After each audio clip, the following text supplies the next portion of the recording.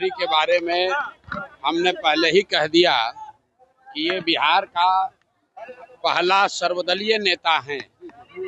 ये बिहार में हम लोग सुनते हैं कि नेता दल बदलता है, लेकिन अशोक चौधरी ने ये तय किया है कि एक ही बार में, एक ही समय में खुद एक दल में, बेटी दूसरे दल में, दामाद तीसरे दल में, तो ये सर्वदलीय नेता है। जनता किसी को वोट दे, इन्हीं के घर मलाई मारा जाना है। तो अशोक चौधरी सर्वदलीय नेता हैं जो 57-58 साल में फर्जीवाड़ा से प्रोफेसर बने हैं। अब बताइए कि जिस बिहार में लोगों को किरानी क्लर्क का नौकरी नहीं मिल रहा है, कि भाई साहब विधायक हैं, किस दिन इन्होंने परीक्षा पास किया, कब पीएचडी कर लिए, कब जेआरई कर लिए और प्रोफेसर बन गए। अब ऐसे भ्रष्ट लोगों से बात करने का क्या मतलब है? जनता इनको पहचान चुकी है। जीवन में चुनाव तो लड़ेंगे नहीं, चुनाव लड़ते तो जनता जमानत भी जब्त कराएगी। लेकिन मंत्री बनकर आजकल सरकारी खर्चे पर बिहार सरकार, बिहार के गरीब जनता के पैसे पर हेलीकॉप्टर से चल रहे हैं। हेलीकॉप्टर से चलने का शौक चढ़ा है, जनता उतार कर ले आएगी रोड पर, तो पता चलेगा 3 महीने के बाद।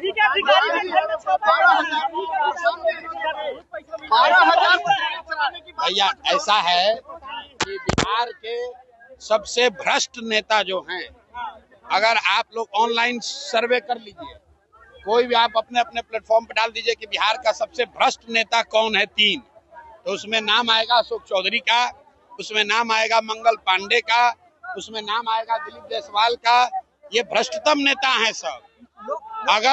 अगर किसी अधिकारी के यहाँ पैसा मिला तो सीधा कह देगा कि भाई हमारा नहीं है, तो वो तो मानेगा नहीं। लेकिन बिहार की जनता जानती है कि ये आदमी, ये तीनों चारों नेता इतने भ्रष्ट हैं। आप बताइए कि घर घर से जो वसूली हो रहा है, बिहार की जनता में जो भ्रष्टाचार का जो सामना करना पड़ रहा है, आखिर ये पैसा जा कहाँ रहा है?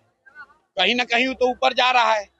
हम नीतीश कुमार के विरोधी हैं, लेकिन मैं जानता हूं कि नीतीश कुमार व्यक्तिगत तौर पर पैसा नहीं लेते, वो चोर नहीं है। लेकिन नीतीश कुमार के इर्द गिर्द जितने ये सब नेता हैं, चूंकि नीतीश कुमार की शारीरिक मानसिक हालत अभी ठीक नहीं है, तो पूरा बिहार से लूट के तीनों चारों पैसा जमा कर रहा है। जब हमने कहा है कि जब 3 महीना के बाद जन स्वराज का व्यवस्था बनेगा, तो ये 100 सबसे भ्रष्ट नेता और अफसर, छोटे लोग नहीं, बड़े नेता और बड़े अफसर, 100 सबसे बड़े नेता और अफसरों को चिन्हित किया गया है। इनको समयबद्ध कार्रवाई होगी। इनके और इनके आने वाली पीढ़ियों से बिहार से लूटे गए पैसे का हिसाब होगा, इनसे वसूली होगी। इनको दौड़ा दौड़ा कर मारा जाएगा। ये आप देखिए,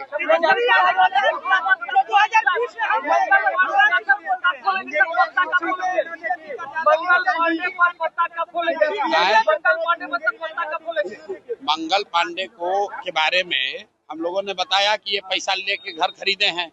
जब कोविड में आप और हम सब लोग परेशान थे, तो बिहार के स्वास्थ्य मंत्री दिल्ली में फ्लैट खरीद रहे थे। आप फ्लैट कहाँ से खरीद रहे थे? दिलीप जायसवाल से पैसा लेकर। तो 25 लाख रुपया तो उन्होंने स्वीकार कर लिया कि हमने लिया है।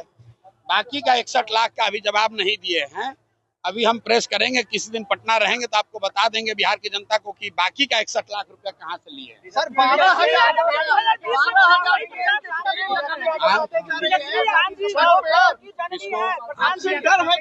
अच्छा देखिए, सुनिए, रुकिए। ये कह रहे हैं कि तेजस्वी यादव कह रहे हैं कि मुंगेरी लाल के सपने मत देखिए। तो इस बिहार में खाली तेजस्वी यादव और लालू यादव के लड़कों को सपना देखने का अधिकार नहीं है, बिहार के सारे युवाओं को सपना देखने का अधिकार है।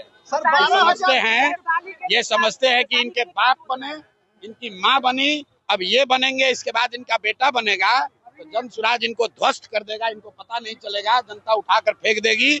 अभी 20 बरस से बाहर है ना सत्ता से, अभी दिखेगा।